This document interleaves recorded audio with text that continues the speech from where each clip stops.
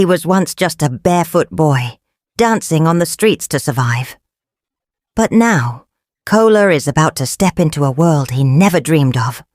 From the gates of a prestigious academy to the bright lights of the stage, his journey takes him from shadows into the spotlight.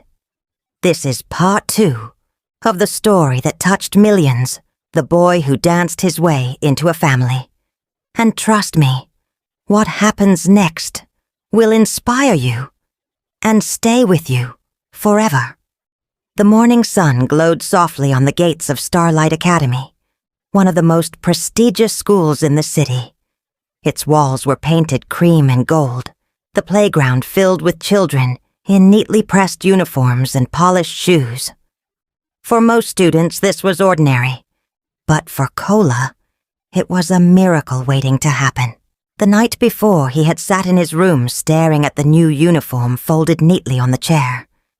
His fingers brushed the crisp fabric, but instead of joy, he felt a knot of fear in his stomach. What if I don't fit in? What if they laugh at me? He whispered to himself. Richard Lawson had knocked softly before stepping inside. Seeing the worry in Kola's eyes, he sat down beside him. "Kola," Richard said gently, "I know tomorrow feels like standing on a stage before the world. And yes, there will be whispers. Some will doubt you. But listen to me. You don't have to prove that you belong. You already do. You are a Lawson, not because of the name, but because of the heart you carry." Kola swallowed, his chest tight with emotion. Richard placed a firm hand on his shoulder. "Remember this. The same courage you had when you danced in the street to fight hunger. That courage will carry you anywhere. And if ever you feel small, hold your head high. Even kings were once boys no one believed in." Kola's eyes glistened. "You really think I can do it?" Richard's lips curved into a small, steady smile. "I don't just think it, son. I know it. Tomorrow, when you walk through those gates, remember, whatever they say, you are my son. And nothing can take that away." That night, Kola slept with determination burning in his heart. And now, as he stood at the gates of Starlight Academy, Amanda's hand in his, those words echoed in his mind like a shield. He stood beside her, his new sister in spirit, her steps now steady, her laughter bright as a melody. Only months ago, her world had been bound to a wheelchair, but today she walked with freedom and joy, every stride a living testament to resilience and hope. Beside her, Kola's palms were damp with nervous anticipation. His crisp new uniform hung a little loose on his thin frame, his polished shoes pinched with unfamiliar stiffness. The backpack on his shoulders felt at once like a crown of possibility and a weight of expectation. Amanda squeezed his hand. "Don't be scared," she whispered. "I'll be right here." As Kola and Amanda walked through the wide corridors of Starlight Academy, soft whispers followed them like shadows. "Isn't that the boy from the streets? Why would someone like him be here? He doesn't belong here." Each word stung, and Kola felt his ears burn. His shoulders grew heavy, and for a moment he wished he could disappear. The polished tiles beneath his feet seemed harder with every step, the walls taller, the stairs sharper. But then Richard's words came back to him, strong and steady, as if spoken right into his heart. "You are my son. You belong." Kola lifted his head just a little. His steps were still slow, but they no longer wavered. Amanda's small hand in his gave him strength, and together they kept walking forward. In the classroom, the teacher introduced him. "Class, this is Kola Lawson." The surname caught on their tongues. "Lawson? The millionaire's name?" Gasps and murmurs filled the room. Amanda clapped softly and smiled at him. That smile gave him strength. For the first time, Kola sat at a real desk, opened a notebook, and held a pencil that wasn't borrowed. His heart pounded. He was no longer just the barefoot boy from the bridge. He was a student, one of them, or at least he hoped to be. But deep inside, he knew this was only the beginning of a new struggle. The days that followed were harder than Kola expected. In class, he answered questions with honesty. But some students mocked his accent. At lunch, some students laughed as they watched Kola eat so fast, almost like he thought the food would disappear. "Street boy in Starlight Academy? No way," one whispered. "He doesn't belong here." Another said, "Just wait until exams. He will fail." A third added, and the others laughed. The words cut deep, but Kola kept his head down and continued eating. He didn't want them to see how much it hurt. Kola clenched his fists under the table, trying to fight back the sting of the whispers and laughter around him. Richard's words echoed in his heart. Even kings were once boys no one believed in. Just then, Amanda walked over and sat down beside him. She placed her tray on the table and gave him a bright, steady smile. "Don't listen to them," she said softly. "You belong here just like everyone else." Her words were simple, but they lifted the weight from his chest. For the first time that day, Kola let out a slow breath. With Amanda beside him, the voices of doubt didn't feel so loud anymore. Still at night, when the mansion was quiet and Amanda was asleep, Kola sometimes sat by his window, tears burning his eyes. The bed beneath him was soft, the roof above safe. But his heart felt heavy. The streets had been cruel, yes, but they had never made him feel invisible the way these whispers did. One night, Richard found him awake, staring into the dark. "What's wrong, son?" he asked gently. Kola hesitated, then whispered, "They don't want me there." Richard's eyes softened. He placed a firm hand on Kola's shoulder. "Listen to me. Greatness never comes without resistance. They laughed at me when I was young too. But today they call me the Golden Touch. Don't let their whispers define you. Let your heart, your spirit, speak louder." Kola swallowed hard, then nodded. His father's words gave him a spark of courage. He promised himself, "One day, I'll make them see me. Not as a street boy, but as someone who belongs." While Kola faced ridicule, Amanda fought her own silent battles. Though she now walked, her steps were slow, unsteady.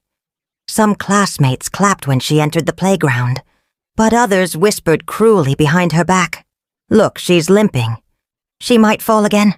Amanda pretended not to hear, but every word stung.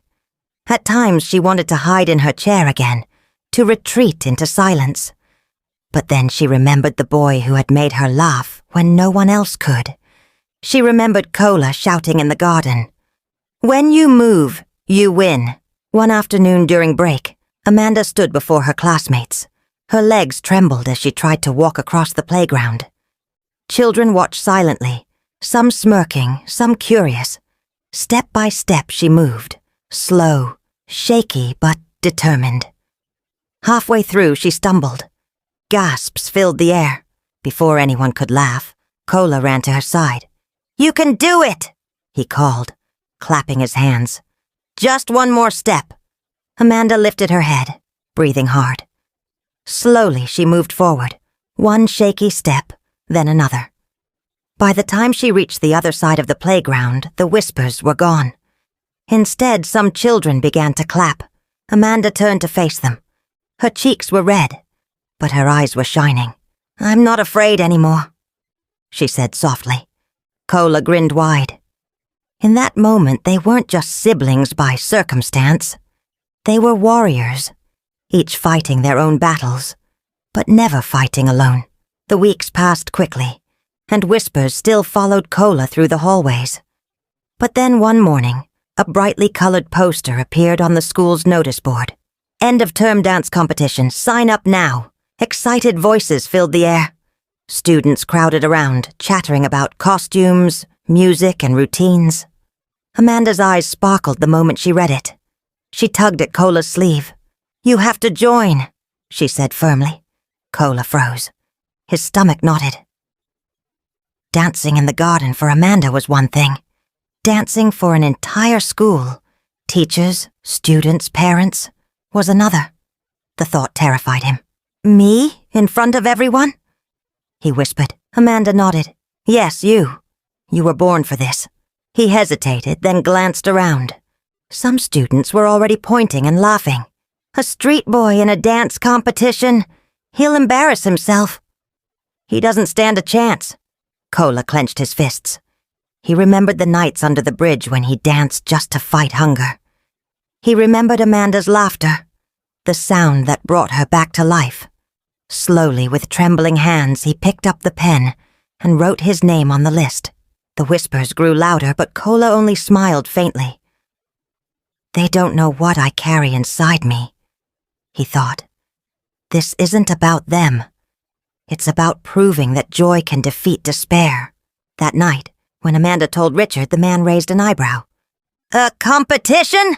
Yes, Daddy. Amanda beamed. He can win. Richard's lips curved into the smallest of smiles. Then let the world see what I've already seen in him. From that day on, the Lawson Mansion's garden transformed into a rehearsal stage. Every afternoon after school, Cola would practice while Amanda clapped and cheered. He spun like a top, flipped like a street acrobat, and twisted his body into comical shapes that made Amanda laugh until her sides hurt. But this time, Cola wasn't just chasing laughter. He was chasing perfection. Amanda took her role seriously, acting as his coach. Again, she commanded. No, faster. Make your spin bigger. Sometimes Richard watched quietly from the balcony. He never interrupted, but his chest swelled with pride. The boy who once danced for coins at traffic lights was now preparing to stand on a stage where the world could see his gift. Even the housemaids and guards became secret spectators. At first, they peeked from corners, then they openly clapped when he nailed a new move. Our small master will win it, one whispered with a smile. Cola, though often tired, felt unstoppable. Each practice carried the memory of nights he went to bed hungry. Each laugh from Amanda was fuel for his soul. This time, he thought, I'm not dancing for survival. I'm dancing for a dream. And though he never admitted it aloud, he also carried another secret hope, that if he won, the whispers at school would finally turn into applause. But even as Cola prepared for glory, storm clouds gathered in the mansion. One evening, Richard hosted a dinner with some of his business partners. The men in suits ate from golden plates, sipping expensive wine, while Amanda and Cola practiced in the garden. Laughter drifted in from outside, clashing with the stiff atmosphere inside. One of the men frowned. Richard, forgive me, but that boy, is it wise? He is from the streets. People are talking. They say you've let a beggar live in your mansion. Another chimed in. What if he disgraces you? What if he steals? A reputation like yours is fragile. You've built an empire, Richard. Don't throw it away on a stray. Richard's fork stopped halfway to his mouth. The chatter around the table faded as his jaw tightened. For a moment, the room seemed to wait on his silence. Then, images flashed through his mind. Amanda's laughter echoing in the garden, her unsteady steps slowly turning into strength. The light Cola had brought into her life, when all his fortune could not. With deliberate care, he placed the fork back on the plate. Leaning forward, his eyes steady, he spoke, his voice calm, yet carrying the weight of a man who knew exactly what mattered. You think my reputation is in danger? He glanced toward the garden where Cola was dancing under Amanda's applause. Gentlemen, my daughter is walking again because of him. My house is filled with joy because of him. That is worth more than all your contracts combined. If the world calls that weakness, then let them talk. Silence fell over the table. The men lowered their eyes, unable to argue. Richard leaned back in his chair, his decision made. He would never again measure his life by what the world thought. He had already found the only treasure that mattered. Family, hope, and love. The day of the competition finally arrived. The Starlight Academy auditorium gleamed under bright stage lights. Rows of parents filled the seats, cameras ready, while students whispered excitedly. For most, it was just another school event. For Cola, it was the biggest test of his life. Backstage, his hands trembled. His uniform had been replaced by simple dance clothes. Amanda had helped him pick out a plain white shirt, dark trousers, and polished shoes. He peeked through the curtain. The crowd looked endless. His heart pounded. Amanda spotted him in the corner and hurried over. She took his trembling hands in hers and held them firmly. "Close your eyes," she whispered. "Think of the garden. It's just you dancing and me clapping. Nothing else matters." Cola took a deep breath. Then the announcer's voice thundered. "Next up, Cola Lawson." The whispers began immediately. "That's him, the street boy." "What's he doing here?" "This will be embarrassing." The music started. For a heartbeat, Cola froze under the spotlight. The whispers threatened to drown him. Then he remembered nights under the bridge. How he danced so hunger wouldn't win. He remembered Amanda's laughter, the spark that brought her back to life. His fear melted. His body came alive. He spun like a whirlwind, flipped like a street acrobat, and added playful, clownish moves that made the crowd roar with laughter. He clapped, stomped, slid across the stage, then froze in a statue pose before bursting into a wild spin.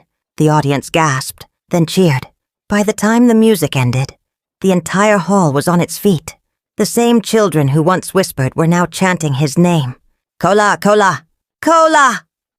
And in the front row, Amanda stood with tears in her eyes, clapping harder than anyone. The judges huddled together, whispering and nodding. The hall was buzzing, every student eager for the results. When the head judge stepped forward, silence fell. "And the winner of this year's Starlight Academy dance competition is..." He paused dramatically. "Cola Lawson." The hall erupted. Cheers, claps, and shouts echoed like thunder. Amanda ran forward, nearly tripping in her excitement, and threw her arms around Cola. "I knew you would win," she cried. Cola's chest tightened with joy. His heart felt like it would burst. For the first time, he wasn't a boy dancing for survival. He wasn't a shadow on the street corner. He was a champion, recognized for his gift. Teachers shook his hand. Students who once mocked him now patted his back. Even the principal announced proudly, "A true Lawson indeed." But the victory meant more than trophies or applause. As Cola stood on the stage, holding his award, he looked toward the back of the hall. Richard was there, standing tall, his eyes glistening. Their gazes met, and in that moment, Cola knew. He wasn't just a guest in the Lawson family. He belonged. That night, the mansion was alive with celebration. Music played, food was served, and laughter echoed through the halls. Amanda paraded around with Cola's trophy, as if it were her own. Richard, sipping quietly from his glass, whispered to himself, "You were born to shine, boy, and you've just begun." The next morning, newspapers blazed with headlines. From streets to spotlight, millionaire's adopted son wins dance trophy. Photos of Cola in mid-dance pose filled the front pages. A local TV channel replayed clips of his performance, the crowd's cheers still echoing. For the city, it was a story of hope. For Cola, it was the sweetest victory of his young life. But far away, in a crumbling tenement, a man saw the broadcast. His hands shook as he touched the screen. His eyes, sunken from years of hardship, widened. "Cola," he whispered. "My boy." That evening, as the mansion prepared for dinner, the guards at the gate were startled by a ragged figure demanding entry. His voice cracked with desperation. "Please, let me see him. I'm his father. I've come for my son." The guards exchanged wary glances. The name Lawson was now spoken with respect, and this man before them seemed the opposite of that image. But his eyes held a pleading fire. Reluctantly, they led him to the mansion door. Inside, Cola was laughing with Amanda over dinner when the butler appeared, his face pale. "Sir," he said to Richard, "there's someone at the gate. He claims to be Cola's father." Silence fell. Amanda's fork clattered against her plate. Cola froze, his heart pounding. Memories he thought he had buried, nights of hunger, days of abandonment, came rushing back. Richard's eyes narrowed. "Bring him in." And for the first time in years, Cola stood face to face with the man who had disappeared from his world. The man who had abandoned him when he needed him most, leaving a little boy to dance his pain away in the shadows.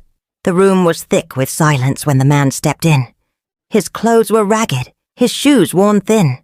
His face carried the deep lines of regret and wasted years. But his eyes locked on Kola, trembling with something between shame and longing. "Kola," he whispered, his voice breaking. "My boy.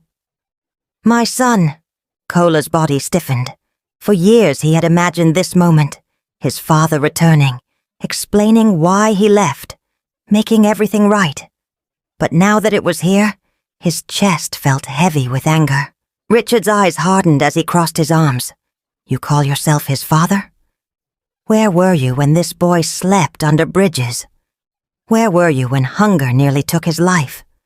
Where were you when my daughter's laughter came back because of him?" The man fell to his knees, tears streaming down his face. "I failed him. When his mother died, I broke. I was lost, with no work, no way to care for a baby alone.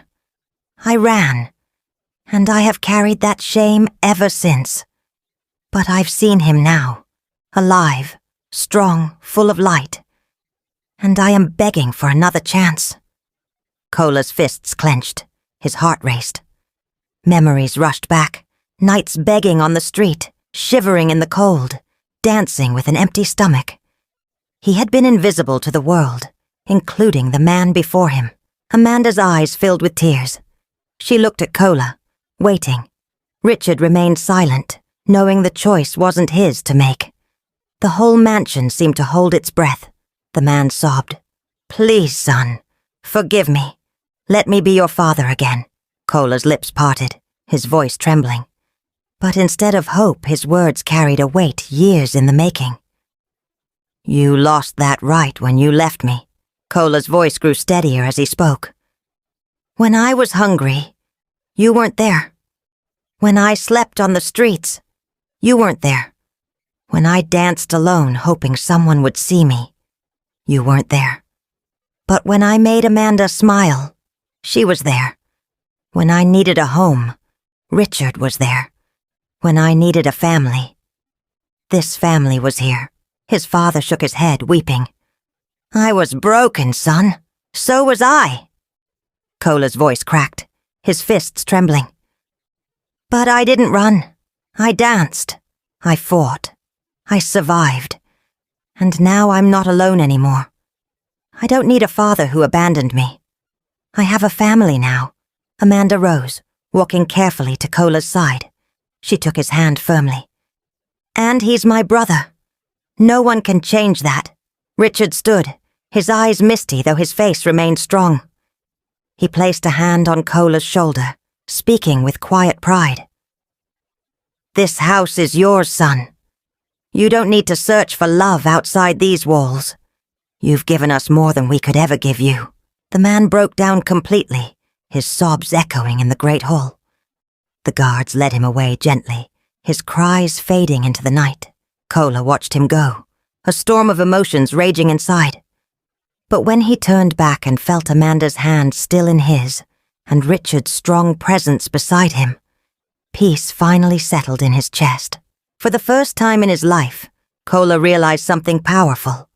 Family isn't only by blood, it's by love, by choice, by who stays when the world walks away. Weeks passed, and the mansion once again bloomed with joy. Amanda's steps grew stronger. She no longer feared the playground.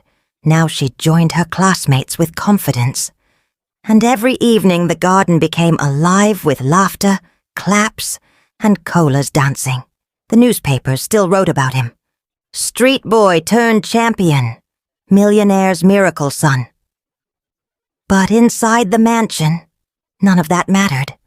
What mattered was the sound of Amanda's laughter and the warmth of a family that had chosen each other. One evening, as the sun set in golden light over Banana Island, Richard stood in the garden, watching quietly. Kola danced across the grass, moving in funny, playful ways. Amanda tried to copy him, but soon she was laughing so hard she almost fell. The air was filled with joy, The kind money could never buy, Richard whispered to himself. I thought I had everything, but I had nothing until I met this boy, and through him, I found my family. Kola, catching his eye, smiled and waved him over. Richard walked forward, and the three of them, father, daughter, and son, not by blood but by love, joined hands. Amanda's voice rang out clear and strong. We're a family now, and nothing can change that. The boy who once danced to survive now danced with destiny. He was no longer invisible. He was loved. He was home. And the mansion that once echoed with silence would forever echo with the richest sound of all. Laughter, love, and the dance of a boy who turned despair into joy.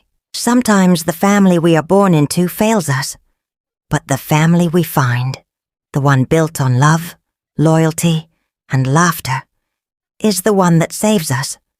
And in the end, true wealth is not in riches, but in the bonds that make us whole. If this story touched you, let us know in the comments and tell us where in the world you're watching from. Don't forget to subscribe to Folktales by Olivia for more emotional, dramatic, and unforgettable stories. Until next time, stay kind, stay strong, and keep watching.